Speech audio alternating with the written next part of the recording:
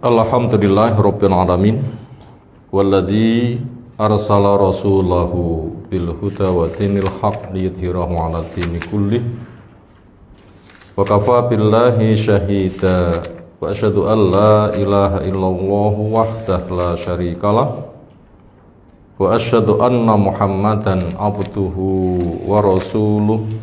Allahumma shalli ala Muhammad wa ala alihi wa ashabihi wa man tabi'ahum bi ihsanin ila yaumiddin. Ya ayyuhan nas ittaqu rabbakum alladzi khalaqakum min nafsin wahidah wa khalaqa minha zawjaha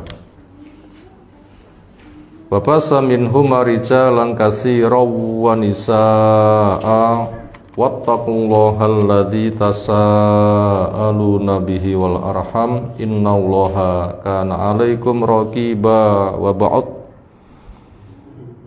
fa inna asdaqal hadisi kitabullah wa khairal hadyi hadyi Muhammadin sallallahu alaihi wasallam, syarrul umuri muhdatsatuha fa inna kulla muhdatsatin bid'ah wa kulla bid'atin dhalalah wa kulla dhalalatin finnar.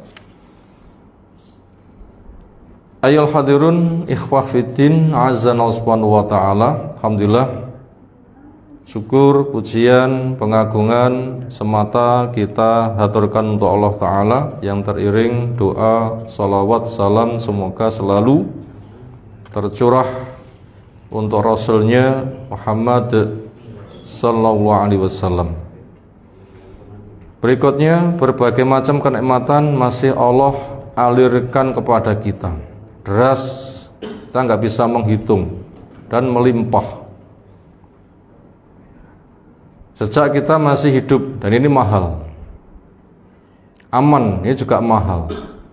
Butuhnya aman lebih penting daripada makan dan minum. Itu doa Nabi Ibrahim. Waj'al hadzal balada amina warzuq ahlahu minas samarat. Ya Allah, jadikan negeri ini aman. Pertama disebut, dan berilah penduduknya rezeki dari buah-buahan, rezeki berikutnya. Nah, kita ternyata amat sangat aman. Demikian juga kita sehat, terjaga dengan Islam, berada di taman surga, majelis ilmu, itu taman surga. Karena siapa yang keluar rumah menempuh perjalanan cari ilmu, dimudahkan baginya jalan menuju surga. Kita juga berada di bulan haram, bulan mulia. Sampai orang musyrik pun juga amat sangat menghargai, sampai mereka perangnya pun juga libur.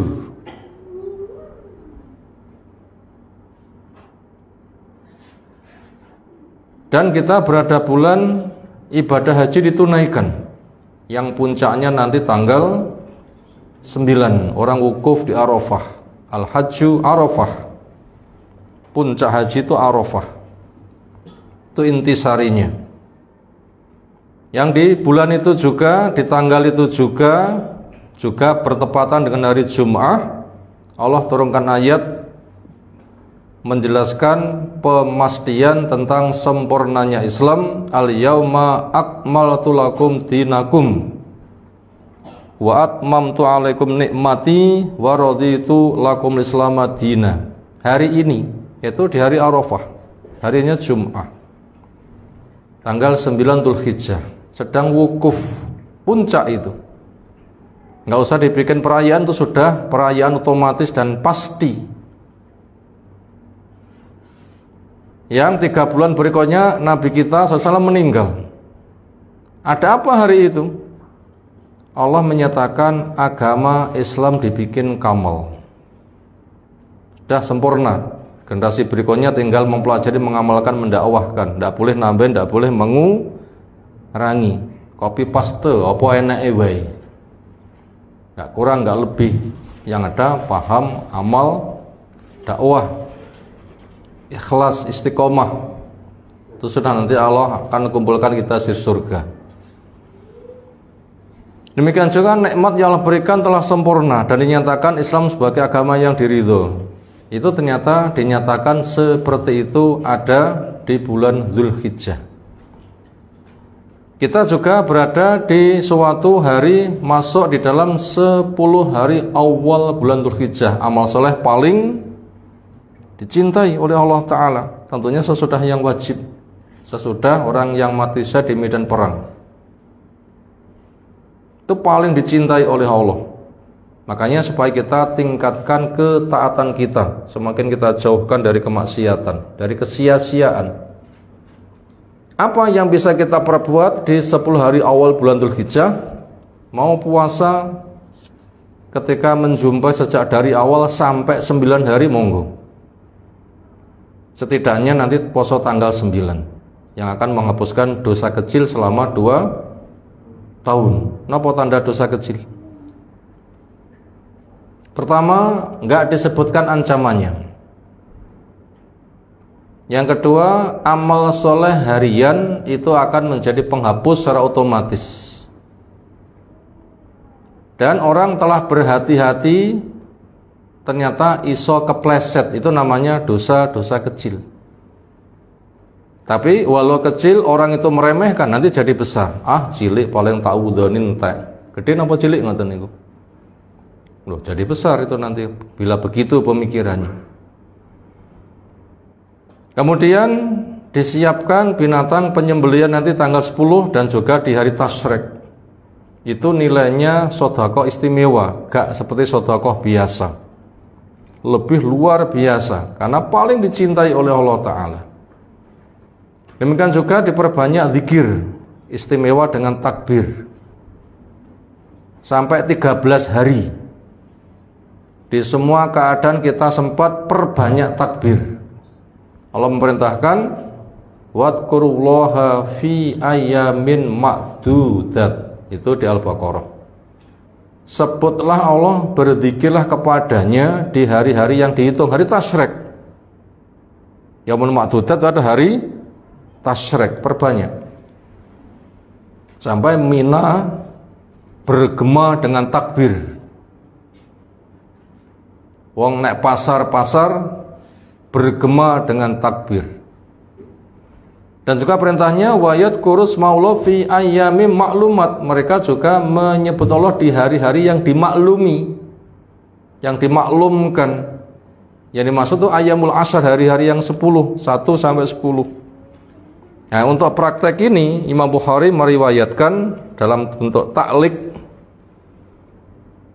dari Ibnu Abbas menceritakan bahwa Ibnu Umar, Abu Hurairah ke pasar bertakbir, wong sak pasar katut takbir. Kita sami lek teng pasar takbiran dianggap nopo kira-kira? Yang lain-lain di kemahnya, di rumahnya, sesudah sholat, di tempat jalannya. Nah, itu dipancing dengan bertakbir. Satu memulai, yang lainnya nanti katut mengikuti. Nah, silahkan diperbanyak. Ini mukadimah yang butuh kita sampaikan sebagai bentuk kesyukuran kita. Kita berada di kesempatan yang sangat mulia, maka sambut dengan sebaik-baiknya. Berikutnya materi yang kita kaji malam hari ini melanjutkan mengkaji buku sirah yang sudah diterjemahkan, terpegang di tangan kita mayoritas, dari tulisan Syekh Syafiur Rahman Al-Mubarakfuri, pemenang karya tulis sirah oleh Rabithah Alam Islami, dan sudah diterjemahkan buku cetakan dari Darul Haq. Insyaallah kita akan menjadikan materi pembahasan dari halaman 178 sampai 204. Silahkan nanti dibaca dan berulang-ulang, dan sekira sudah dibaca alhamdulillah. Bila belum, kesempatan membacanya dan sangat diharapkan untuk dibaca. Temanya tentang dakwah ke luar kota.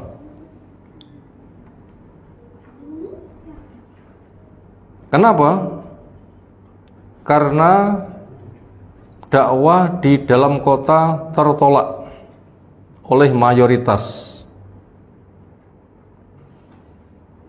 seolah menjadi sempit, akhirnya dikembangkan dakwah ke luar kota. Yang nanti insyaallah juga akan dilanjutkan kisah tentang Isra Mi'raj. 2 tema itu insyaallah. Ringkas dari hasil bacaan dari halaman 178 sampai 204. Dengan sebab kerasnya penolakan orang-orang Mekah, banyak memakan korban, mati banyak, sakit berat banyak.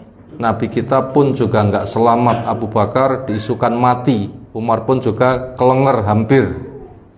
Apalagi orang-orang lemah, akhirnya banyak yang diungsikan. Dan itu tidak membuat mereka semangatnya loyo. Nyapo yo, aku Islam kok nasibe koyong ini. Karena mereka telah paham, itulah jalan kehidupan. Semisal laki-laki bila sudah jadi suami, kewajibannya diantaranya untuk memberikan nafkah. Bapak-bapak kabutan boten golek duit. Langsung boten nyapo penggah kon golek duit, ngoten nggih. Ngoten nggih. Enggak, kenapa? Memang itu alamnya. Demikian suka ibu-ibu, nyapo ya aku kok dadak hamil barang. Ayah nglairne ya loro, dadak mimii barang. Kerontor-rontor mboten Bu kira-kira? Rati. Walali. Ternyata juga tidak. Kenapa? Ini memang alamnya. Gula niku legi mboten asing, uyah niku asin nggih mboten asingnya apa? Ya ngono kuwi. Orang berislam banyak dimusuhi, kenapa? Hukumnya sama dengan kenapa? Gula itu manis, ya begitu. Kenapa tikus? Kenapa kucing ketika ketemu tikus diterkam? Niku sing marai sinten nggih? Kucing roh tikus kok kucingnya menerkam di dadekne panganan, niku sing ngulang sinten? Itu fitrah. Makanya para sahabat, ini juga menjadi pemikiran kita ketika kita lurus dengan Islam, itu kok banyak dimusuhi, itu tidak aneh, ya ngono kuwi alamnya. Walaupun itu mati. Kenapa? Karena janjinya adalah surga. Dan itu merupakan medan juangnya. Maka sahabat itu tidak ada yang murtad. Mati lilo, orang tinggalnya calonnya mati. Mboten calone. Nah, sama-sama mati, kenapa tidak memilih cara yang terbaik? Apa? Mati di atas ilmu syar'i, mati di atas akidah tauhid, mati di atas sholat, mati di atas sunnah, mati di atas akhlak Islam, mati di atas dakwah Islam, mati di atas istiqomah dengan Islam. Kenapa kita sama-sama mati gak pilih yang itu? Wong sing mboten gadah ilmu calone nggih mati. Sing syirik calone nggih mati. Sementara sama-sama nanti calone mati, bila matinya memilih cara yang baik, itu fasilitasnya besar. Nopo fasilitas sing diparingne datang tiang sing matine wonten kondisi bertauhid, istiqomah, ikhlas, nopo fasilitasipun?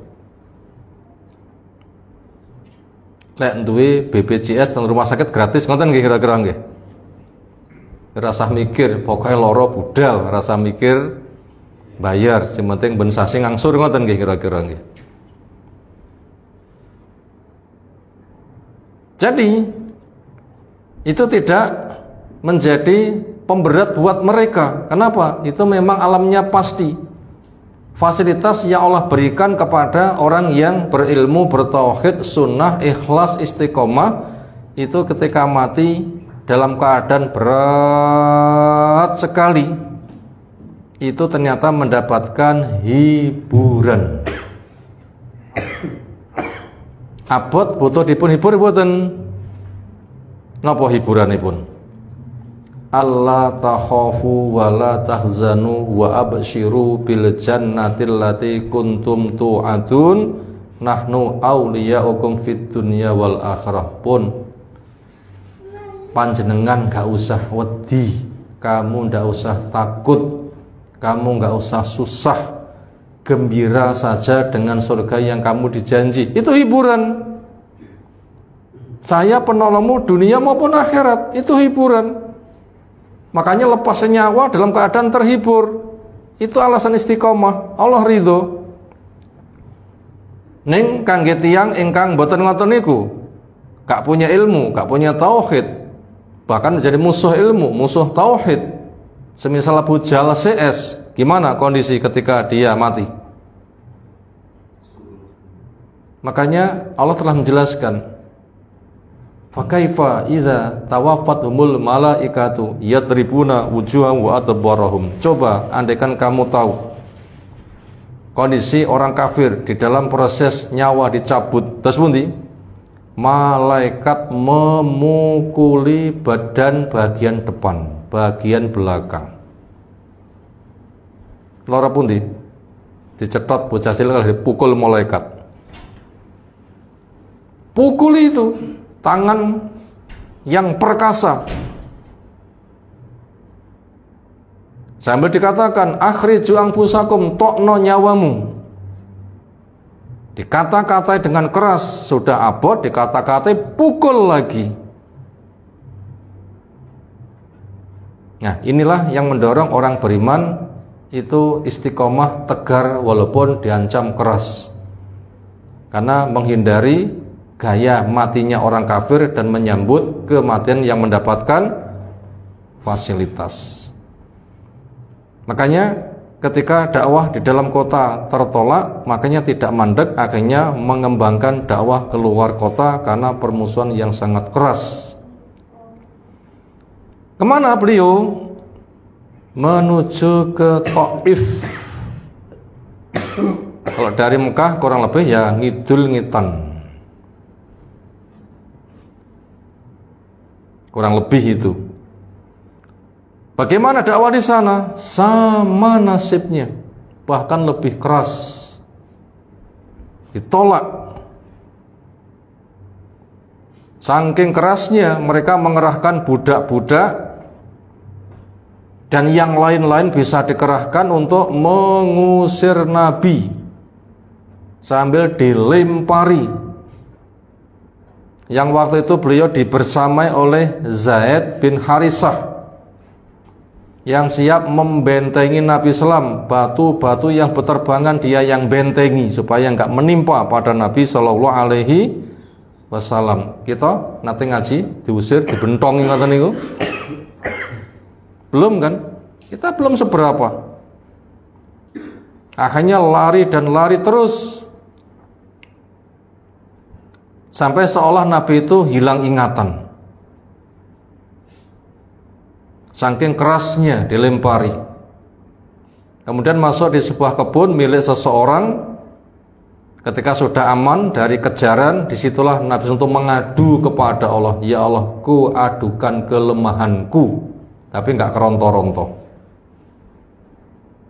Pemilik kebun tahu ungkapan doa Nabi SAW, memerintahkan budaknya, kan jijal unduhno anggur wehno saja wong ki kok butuh ditolong. Akhirnya dipetikkan dan diserahkan. Akhirnya terjadi perbincangan, siapa kamu?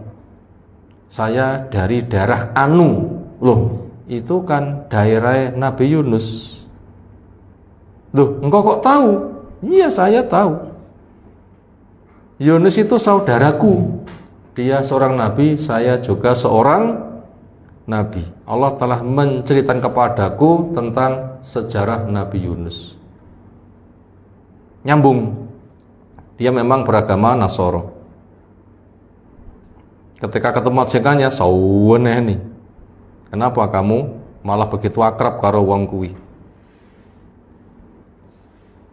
Akhirnya perjalanan dilanjutkan. Ternyata di sana di tengah jalan dijumpai Jibril membawa malaikat penjaga gunung. Allah tahu apa yang diperbuat oleh umatmu. Sekarang aku wis ngejak malaikat penjaga gunung, siap kamu perintah. Sekira kamu ingin penduduk Taif yang menyakiti kamu itu diambilkan satu gunung atau dua gunung untuk diblek nih, dia siap diperintah. Apa kata Nabi SAW? Enggak. Saya menginginkan semoga saja ada anak turunnya nanti yang Allah memberikan keimanan. Luar biasa akhlak Nabi SAW. Kemudian perjalanan diteruskan. Sampailah di sebuah tempat.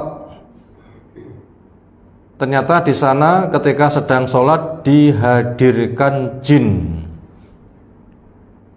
untuk nyimak apa yang disampaikan Nabi SAW sebagaimana yang Allah kisahkan pada surah Al-Ahqaf mulai ayat yang ke-29 sampai ayat yang ke-32 kurang lebih. Wa id sarafna ilaika nafaram minal jinni yastami'unal Qur'an falamma hadaruhu qalu ansitu falamma qudiya wallau ila qaumihim mundirin. Ingatlah ketika kami hadirkan kepada kamu sekelompok dari jin. Mereka memasang telinga untuk nyimak Al-Quran. Maka tatkala mereka telah hadir mengatakan diamlah. Jadi menghimbau kepada yang lain, hus, meneng di rumah nih. Maka tatkala telah selesai pembacaannya, mereka pulang untuk menyampaikan dakwah kepada kaum. Qalu ya qaumana inna sami'na kitaban unzila min ba'di Musa musaddiqan lima baina yadayhi yahdi ilal haqqi wa ila tariqim mustaqim. Hei kaumku, sesungguhnya saya mendengar kitab yang diturunkan sesudah Nabi Musa. Isinya membenarkan kepada kitab sebelumnya, membimbing kepada yang hak dan menuju pada jalan yang lurus. Ya qaumana ajibu da'i Allah wa aminu bih yaghfir lakum min dzunubikum wa yujirkum min adzabin alim. Wahai kaumku, ijabai dakwah ini, mengajak kepada Allah Ta'ala, imani, bertauhidlah, taatlah. Niscaya Allah akan mengampunkan dosa-dosa kalian dan membentengi kalian, memberikan suaka, akhirnya kalian aman dari siksa yang menyakitkan. Wa man la yujib da'i Allah falaysa bimu'jizin fil ardi wa laysa lahu min dunihi awliya ulaika fi dhalalim mubin. Siapa yang tidak ngijabahi ajakan ini, dia tidak bisa meloloskan dari kejaran hukuman, walaupun dia mau lari di bumi mana saja. Dan tidak ada penolong bila orang itu sudah jauh dari Allah. Nggak ada wali selain Allah. Mereka berada di dalam kesesatan yang sangat nyata. Ini termasuk hiburan. Ndak wae manusa ora gelem, jek enek sing kena dipun dakwai sinten? Jin. Kita juga yakin tempat yang kita tempati kalian juga dihadiri jin. Toleh ya ora ketok, toleh malah merinding mengkene ketok. Wong kadang mengko ceritane perintang-perinting ngoten. Hikmahnya kenapa mata kita enggak diperlihatkan bagusnya begitu? Enggak diperlihatkan, enggak gampang ada ketentraman. Tapi memang Allah membuat begitulah, innahu yarakum huwa wa qabilu min haitsu la taronahum. Iblis bersama alamnya, mereka yang sealam jin bisa ngeliatin kamu, tapi kamu nggak bisa ngeliat mereka. Lek enek manusa saged roh alam ngoten niku, istilahnya napa niku? Indigo. Niku ternyata malah tanda-tanda orang yang berpotensi terkuasai. Jan boten penak blas nyawang ngoten niku. Kadang mek nyawang roh sirah ana sing anune wes bakal mboten sedap lah. Indahnya ya kita memang nggak diperlihatkan kepada mereka. Dan ternyata mereka itu merusak. Nanti sing kena penyakit indigo di ruqyah selesai, ternyata turun yang anake, cilik. Petang tahun, 5 tahun, kadang itu gawelut, harus apa? Ora ketok lawane. Kadang lek nangis angel dineng-neng. Kenapa? Indigo. Ya, makanya Allah sangat bijak, mata kita nggak usah diperlihat kepada mereka enaknya seperti itu, tapi kita yakin mereka hadir. Kenapa? Ini berita wahyu. Makanya kita apabila dakwah ditolak itu nggak usah khawatir. Enek liyane yang mau menerima dakwah. Sinten niku? Jin, malaikat pun juga hadir. Wonten cerita nih, tiang lelungan mampir masjid, nginep, dalu ngelilir sholat. Wajahnya pun banter nih, ghairil maghdubi alaihim waladdallin. Yang buri nak simuni, amin sopo gitu. Mak printing buatan kira-kira. Pomlo wayu wisan ngaten.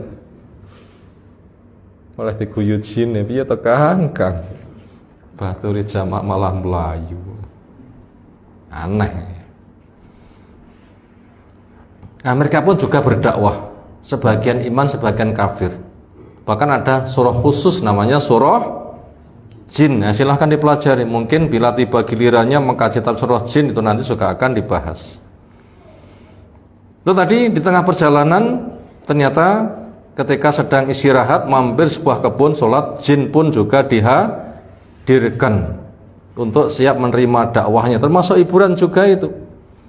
Kemudian akhirnya beliau kembali ke Mekah yang semula terusir. Agar bisa masuk Mekah lagi, beliau mencari orang yang mau menjamin amannya. Aku pengen mulihnya Mekah, sapa sing gelem baturi aku, lek wong sing ganggu mbela aku sehingga saya aman. Nyethuki A gah aku, nyethuki B gah aku, nyethuki C gah aku. Akhirnya ketemu Mut'im bin Adi. Oh iya, silahkan, kamu saya jamin. Saya nanti bersama anak buahku akan datang di Masjidil Haram seputar Ka'bah. Nanti datanglah, nanti tak umum nih. Ketika orang mendengar, mereka nanti akan menghargai suaka saya sehingga nggak ada yang berani ganggu kamu. Bila mengganggu, nanti harus duel dengan saya. Walaupun dia tidak Islam, tapi mau melindungi. Akhirnya dia ketahuan oleh Abu Jahal. Kamu kok berani melindungi dia? Kamu semata melindungi pemasuk agama yang ia bawa. Aku semata melindungi tok, nggak membela, nggak masuk agama dia. Ya sudahlah, jaminanmu saya hargai. Maka akhirnya Nabi kita leluasa pulang kembali untuk dakwah di Mekah tanpa gangguan. Lalu apa langkah beliau ketika mendapatkan jaminan aman seperti itu? Maka beliau mengembangkan dakwah ke sana kemari, ke kabilah-kabilah, ke tokoh-tokoh yang berpengaruh supaya mengajak kepada masyarakatnya. Termasuk juga Abu Dzar Al-Ghifari. Ini di Sahih Bukhari ceritanya panjang lebar. Dia mendengar berita itu, memerintahkan saudaranya njijal ceken berita kenabian Mekah kok dadi enek nabi ki piye ceritane. Saudaranya enggak memuaskan beritanya. Ya budal dewi. Akhirnya dia tuh diam saja nek Mekah. Ali cetuk, kamu kayak orang asing. Kayaknya butuh nginep, ayo melu nyanggenku. Dapat tempat penginapan dan makan. Besoknya dia hanya memantau saja, diam gak bicara. Ketemu Ali lagi. Kenapa kamu begitu? Kayak kau punya rahasia. Ayo ceritakan, nanti saya jaga rahasiamu. Ceritakan. Saya kok mendengar Nabi begini-begini. Oh begitu. Ya lek ngono melu aku. Tapi keadaannya bahaya. Wong konangan Islam saya sudah hancur. Aku melaku ngetut no. Kalau ada bahaya, saya akan minggir seolah membenahi tali sepatu. Kamu lanjut saja. Nanti bila sudah aman, akan saya mendahului lagi. Kemana saya melangkah, ikuti. Akhirnya tempat di situ ada Nabi SAW, hanya bisa ketemu. Diceritakan. kemudian ikrar keislaman, kemudian dia mengikrarkan keislamannya, setelah itu keluar ke khalayak ramai, ia ikrarkan 2 kalimat syahadat. Apa yang terjadi? Wah, memet lagi. Itu hanya konangan Islam pun memet. Akhirnya Abbas datang, dilindungi. Celaka kalian, nggak tahu ya, dia itu kan orang Al-Ghifari. Dagang itu lewat dia. Kalau sampai dia celaka, kamu nanti lewat, rampok penduduk Ghifari gimana? Akhirnya mereka bubar. Akhirnya diopeni sampai sembuh. Sesuai, teriakan lagi, gepui lagi. Nah, itu kisah panjangnya. Kemudian datanglah musim haji, akhirnya ketemulah orang dari Khazraj, dari putra-putra hebat, mereka jumlahnya 6, yang banyak bergaul dengan orang-orang Yahudi. Yahudi ngomong, akan muncul Nabi, kami akan segera menyambut. Bila kami sudah menyambutnya, kami nanti akan perangi kamu. Apa kata orang Khazraj yang 6 tadi? Sekarang kita didatangi oleh orang yang ngaku sebagai Nabi. Buktinya jelas, mari segera kita sambut untuk kita hadapi Yahudi. Dengan cikal bakal inilah akhirnya 6 orang tadi pulang ke Madinah mengembangkan dakwah. Akhirnya berkembang, akhirnya diizinkan hijrah ke Madinah. Lalu terjadi perjanjian. Nah, itu berikutnya. Itu benihnya. Itu masih benih. Yang jelas itu kembangkan dakwah dulu dengan lewat 6 orang tadi. Nanti ada Aqobah 1, Aqobah 2. Abbas mewakili pada Aqobah tadi. Akhirnya mereka meminta Nabi datang. Abbas pun juga menandaskan dan seterusnya. Itu pada episode berikutnya, insyaallah temanya tentang Aqobah. Itu kurang lebih rangkuman yang kita baca dari halaman 178 sampai 204. Sekarang kita akan masuk kepada faidah kisah. 1. Prinsipnya setiap orang itu ngurus diri sendiri. Prinsipnya setiap orang itu ngurus diri sendiri. Kita urip niki ngopeni sinten? Ngurus siapa? Diri sendiri. Allah menyebutkan la tukallafu illa nafsak. Kamu tidak ditugasi memikul beban kecuali untuk dirimu sendiri. Mata ya pakai mata sendiri ketika memandang, bernafas ya pakai organ sendiri, nyawa ya milik sendiri, nggak bisa pinjam nyawa. Nanti mati juga dialami sendiri, meniti jembatan juga sendiri. Masing-masing ngomong nafsi gimana saya. Sampai terjadi gonjang-ganjing hari kiamat, ibu-ibu yang hamil gugur janinnya, menyusui seleh nih anak susuannya. Mikir siapa? Diri sendiri. Itu prinsipnya setiap orang itu ngurus diri sendiri. Nomor 2, anugerah besar dengan diutusnya Rasul, dengan contoh dakwah yang luar biasa, agar umat semangat.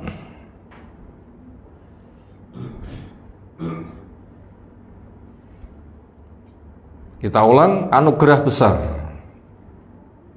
dengan diutusnya Rasul, dengan contoh dakwah yang luar biasa, agar umat semangat. Fungsi dakwah untuk membesarkan pahala. Fungsi dakwah untuk apa? Membesarkan pahala. Dimulai keluarga, kerabat, teman, tetangga, marga, dan suku-suku yang lain. Titik, itu tadi nomor 2. Kita ulang, anugerah besar dengan diutusnya Rasul. Luar biasa nih fadilah diutusnya Rasul itu. dengan contoh dakwah yang luar biasa. Nah, kita bisa melihat bagaimana contoh dakwah Nabi SAW yang habis-habisan mengerahkan semua tenaga untuk berdakwah. Makanya supaya dengan contoh kayak begitu kita semangat. Supaya kita itu semangat. Fungsinya apa? Hidup untuk berdakwah itu. Jawab, untuk membesarkan pahala. Setakwa-takwa orang yang takwa bila hidupnya sendirian, pahala mengalir enggak? Enggak mengalir, tapi kalau berdakwah nanti akan mengalir.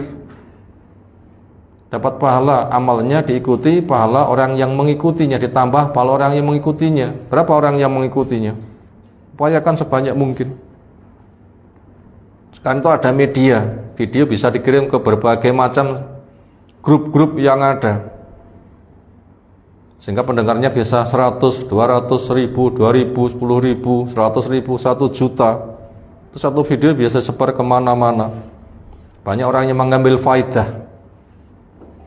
Nah, seperti itu. Bila kita tidak membuat video, tapi kita mendukung, seolah nanti nilainya sama. Nilainya sama.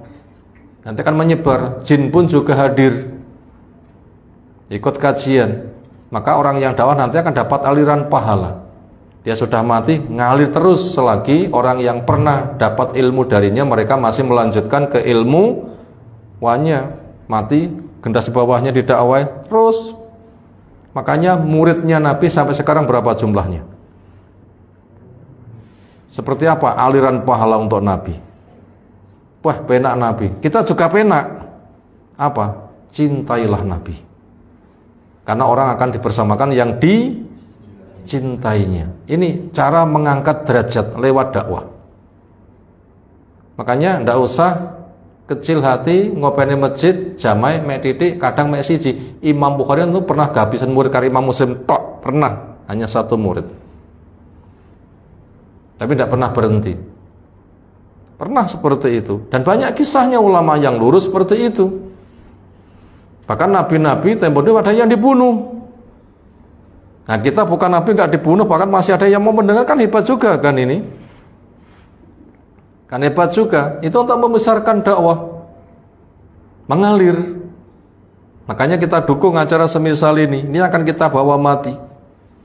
Walaupun kita bukan pelakunya, tapi kru, seolah nanti akan terbawa satu rombongan. Kenapa? Al-mar'u ma'aman ahabba. Orang akan dibersamakan dengan yang dicintainya. Maka cintailah Nabi, cintalah Abu Bakar, cintalah Umar, cintalah orang-orang yang soleh. Walaupun kita belum bisa beramal semisal mereka. Ini penting ini. Sehingga ketika kita punya kemampuan nanti melangkah, aku tak golek ilmu, saya pastikan akidahku bertauhid, saya pastikan ibadah sholatku baik, akhlakku baik, ajakanku baik, dukunganku baik, keikhlasanku baik, istiqomahku baik. Nah, ini harus kita siapkan. Itu bisa kita kerjakan itu. Walaupun kita belum bisa beramal semisal mereka. Itu untuk membesarkan pahala. Kepada siapa dakwah dimulai? Ya keluarganya dewi. Budal ngaji, ngajak keluarga, ngoten nggih. Anak, bojo, putu. Nah, silahkan diajak. Kerabatnya, temannya, tetangganya, marganya. Sampai Nabi ke Taif, walaupun itu berat. Itu langkah yang nyata. Itu tadi pelajaran nomor 2. Berikutnya kita masuk pada pelajaran nomor 3. Hikmah terusirnya Nabi dari kampung halamannya. Hikmah terusirnya Nabi dari kampung halamannya, yaitu untuk meluaskan medan dakwah. Itu hikmah terusirnya Nabi dari keluarga, dari kampung halamannya, dari kotanya. Untuk apa? Mengembangkan dakwah. Artinya, aku lek dakwah nek kene gak kentopo, ya golek liyane. Bukan gak ketompo terus susah, nangis, ngamar. Wah, ini ndak boleh. Kono ora gelem ya golek liyane. Pakai ngoten. Iya. Ngaji nek ora ditampa ya golek masjid liyane. Kasih kata mboten kira-kira masjid. Terlalu banyak. Enggak ada ya bikin acara sendiri. Bikin konten di-share kan bisa kan? Banyak yang mendengarkan. Nah begitu, banyak yang mendengarkan. Caranya itu luas. Jadi itu hikmah kenapa sampai Nabi kita kok terusir dari keluarga, walaupun sebagian gak semuanya, karena permusuhan keras dari Abu Jahal CS itu untuk mengembangkan medan dakwah sampai datang ke Taif, dipertemukan dengan jin dan macam-macam. Itu kan luas kan faedahnya. Banyak. Makanya bila kita mendengar kisah para dai itu nggak payu diusir itu biasa. Jangankan kok kita manusia biasa kadang ditolak. Nabi mawon itu kurang nopo nggih? Kurang modal mboten kira-kira? Kurang pinter mboten? Kurang halus mboten? Kurang bijak mboten? Semuanya purna. Tapi kenapa? Memang itulah alamnya. Makanya ketika mereka tidak bisa mencela Nabi, Allah menjelaskan, yang mereka dustakan itu bukan kamu, tapi yang kamu bawa. Yang mereka dustakan itu bukan kamu, tapi apa yang kamu bawa. Pokoknya yang kamu bawa tak tinggal nih, kamu pengen dadi apa itu dilayani. Randuwe duwe, uang konurunan siap. Kenapa? Kamu memang hebat. Sakit nggak bisa berobat, obat nih. Pengen dadi wong sing paling terhormat, penguasa paling tinggi, iya. Tapi dengan catatan yang kamu bawa tok seleh nih. Nah begitu. Jadi itu biasa orang itu tertolak. Tanya saja dai-dai yang ada, apa ada kisahnya kamu ditolak dari sebuah tempat? Biasa terjadi. Tapi itu tidak menyulutkan nyali. Kenapa? Hikmahnya adalah untuk meluaskan dakwah, naik kono gak ketompol liyane jesak pirang sehingga nanti yang didakwah akan semakin banyak dan semakin luas. Berikutnya masuk pada pelajaran yang keempat, jin juga mendapatkan manfaat dari dakwahnya manusia. Jin juga mendapatkan manfaat dari dakwahnya manusia. Malah penak jine nggih. Batun sah dadi panitia, teko mawon penak nggih. Tenak, rasah ke masjid, enek adzan teko mawon. Ini kira-kira ngebuk-ngebukin gen mboten? Saya yakin nggak ngebuk-ngebukin gen. Masih terlalu luas. Walaupun mungkin jin sendiri di alamnya juga memiliki masjid, lalu alam. Karena mereka mengatakan sebagian kami ada yang soleh, sebagian kami ada yang tidak. Kunna toroiko kidata. Itu pada surah jin yang sudah dihafalkan, itu ketika ditelaah itu dikisahkan bagaimana alam jin, sebagian iman, sebagian tidak beriman. Makanya Nabi Rasul tidak ada yang dari jin, tapi semuanya dari manusia. Kenapa? Mereka dimudahkan dengan cara hadir. Yang tadi ayat-ayat pada surah Al-Ahqaf, nah sudah kita baca. Lebih luas lagi silahkan dibaca pada surah jin. Itu sudah ada terjemahnya, nanti bisa diperdalam ketika ada materi kajian tafsir mengkaji pada surah jin, nanti akan lebih luas, insyaallah begitu. Berikutnya pelajaran yang kelima, kita akan mengenal sekilas tentang kisah Isra Mi'raj. Isra itu maknanya perjalanan Nabi SAW di malam hari dari Masjidil Haram ke Masjidil Aqsa. Subhanalladzi asra bi abdihi lailam minal Masjidil Haram dan seterusnya pada surah Al-Isra. Kemudian dari Masjidil Aqsa yang ada di ujung sana di Palestina, kedua-duanya hasil karya Nabi Ibrahim. Siapa yang membangun Masjidil Haram? Nabi Ibrahim. Siapa yang membangun Masjidil Aqsa di Syam? Sama Nabi Ibrahim. Nabi kita melanjutkan dua peninggalan besarnya. Di antara hikmahnya di dalam kedudukan keduanya sama-sama menjadi khalilnya Allah. Napa khalil niku? Orang yang dicintai kelasnya di atas Habib, dicintai kelas paling tinggi. Bolehkah kita kepada sesama mengambil khalil? Kayaknya walaupun boleh tapi enggak dianjurkan. Kenapa? Iso gulu, melampaui batas. Sebab kuburan dipun sembah napa masalah? Cinta sing kebablasan. Makanya Nabi kita enggak menjadikan Abu Bakar jadi khalil, walaupun pernah mengatakan upomoho kepada sesama saya mengambil khalil sebagaimana Allah menjadikan saya sebagai khalilnya, niscaya Abu Bakar akan saya jadikan khalil. Tapi nanti resikonya iso hulu, melampaui batas, disembah kuburan, itu masalahnya. Makanya cinta kita standar cinta karena Allah, benci juga karena Allah, itu nanti akan selamat. Di balik itu, andaikan toh juga ada khalil, hubungan yang super akrab, mati juga tidak membekas.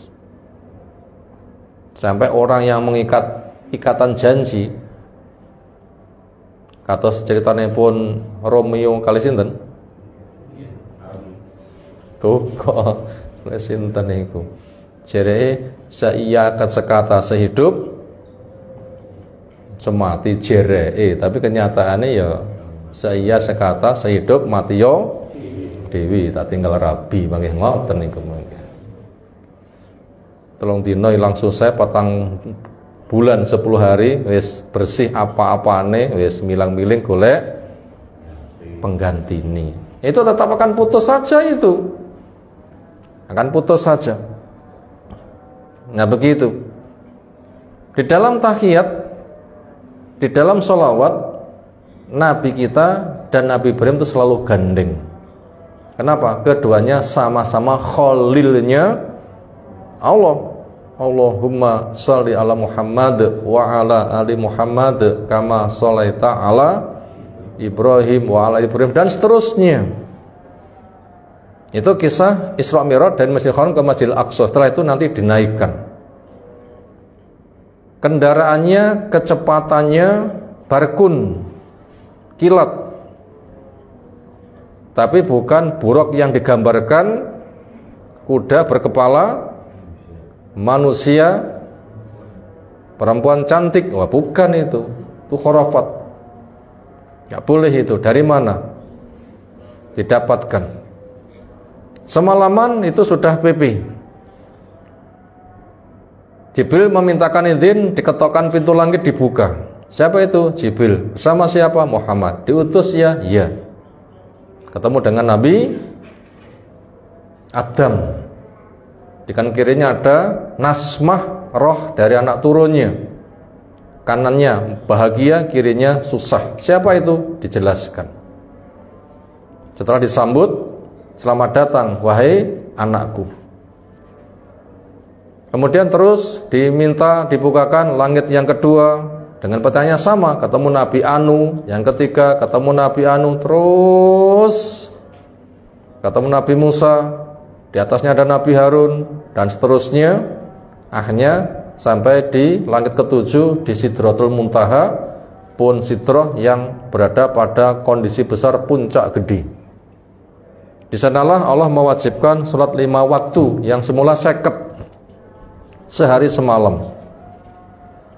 Ketika turun ketemu Nabi Musa, apa kewajiban dari Allah? Jawab, sehari semalam sholat 50 kali. Gak kuat, umatku luwih kuat saja, tugasnya gak sebanyak itu. Umatmu kan lemah. Sana kembali minta korting. Dan itu terus naik turun itu berulang-ulang. Ujung terakhir tinggal 5. Nabi kita malu. Akhirnya ditetapkan.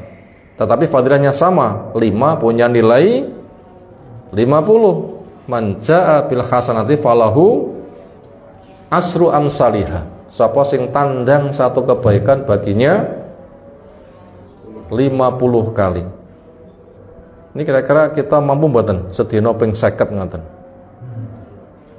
Ping 5 serapat hek nyonggah lho nggih, ping 50 setengah jam pisan nggih kira-kira nggih. Itulah luasnya rahmat Allah.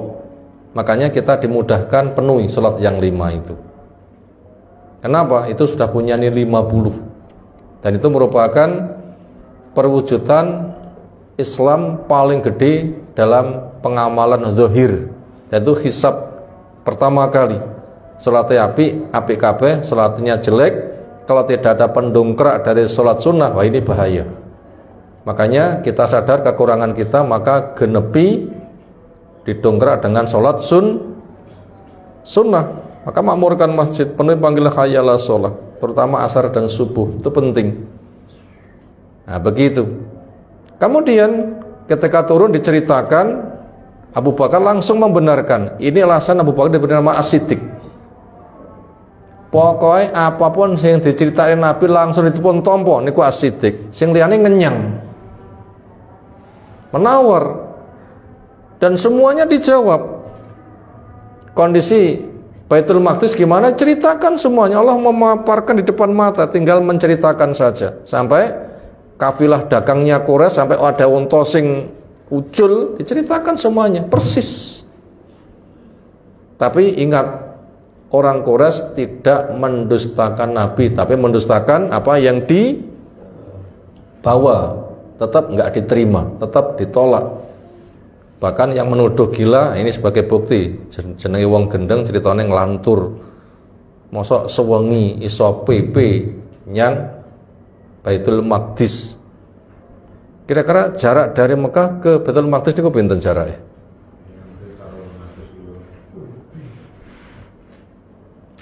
Dari Madinah ke Syam itu 1200. Dari Madinah ke Mekah ini 500. Mekah ke Baitul Maqdis ya sudah enek 2000-an kilo. Berapa hari itu? Itu semalaman sudah selesai. Makanya banyak yang nggak masuk akal. Makanya kalau kita nggak punya landasan iman kepada yang gaib, adanya wahyu, kayaknya nggak bisa menerima. Makanya di Al-Baqarah awal-awal sebelum cerita macam-macam sudah cerita yu'minuna bil ghaibi. Itu pertama kali. Apa itu gaib? Ada tapi indera kita nggak mampu. Disitulah wahyu butuh mengungkap. Kepada orang yang tidak percaya wahyu ditantang, gayo wahyu yang semisal. Dan ketika dipraktekkan persis. Tidak ada manusia yang bisa seperti itu. Nah begitu. Kemudian kapan peristiwa Isra Mi'raj? Di masyarakat dikenal dengan tanggal 17 Rajab. Tapi nggak ada berita pasti yang sahih. Yang ada itu adalah akhir-akhir di fase Mekah. Yang jelas setelah meninggalnya Abu Thalib, meninggalnya sang istri, dan sepulang dari Taif. Akhir-akhir. Pokoknya sudah 10 tahun berjalan masa kenabian. Yang nggak berapa lama kemudian hijrah. Itu yang sahih itu pakai arah-arah itu. Untuk memastikan tanggal berapa itu belum ada rujukan yang bisa dipastikan. Andaikan kita tahu persis, tanggal semini napa fadilai. Masuk surga nggih? Nggak ada jaminannya. Ya paling ya aku hebat, paling ngoten tok ya, telah aku luar biasa, mek ngono malah bahaya itu nanti membanggakan diri. Yang jadi masalah adalah setelah itu diwajibkan gimana sholat kita. Ojo repot engkel-engkelan tanggal piro. Menang engkel-engkel kira sholat nggih apa nggih? Enggak ada gunanya kan ya. Nah begitu. Lalu sisa rukun Islam itu selebihnya turun ada di Madinah, sejak dari zakatnya, sejak dari puasanya, sejak dari hajinya itu di sana. Nah demikian yang kita kaji kesempatan malam hari ini, dakwah Nabi SAW itu keluar Mekah bersama Isra Mi'raj, bersama faidahnya. Semoga apa yang telah kita sampaikan Allah berikan ilmu bermanfaat untuk kita semuanya. Ada tanggapan disilahkan. Oke.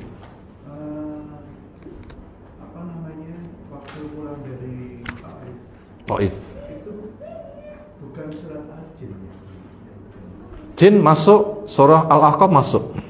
Dua. Kedua-duanya ceritakan masalah alam jin, kedua-duanya. Apalagi? Ceritanya pada saat setelah itu. Ya, pulang dari tadi perengah perjalanan. Itu yang mengisahkan dua surah jin dan surah Al-Aqaf yang kita bacakan di atas. Yang jadi khalifah itu manusia apa jin? Yang jadi khalifah itu Nabi Adam. Khalifah itu apa? Makhluk bergenerasi untuk mengemban risalah, yang beranak pinak nanti turun risalah Nabi Rasul itu lewat Nabi Adam bersama anak turunnya. Nah itu jin nggak diperankan tapi sebagai penumpang. Walaupun jin sendiri secara berketurunan juga khalifah, artinya makhluk bergenerasi, tapi untuk mengemban risalah diutus darinya Nabi Rasul itu adalah dari manusianya.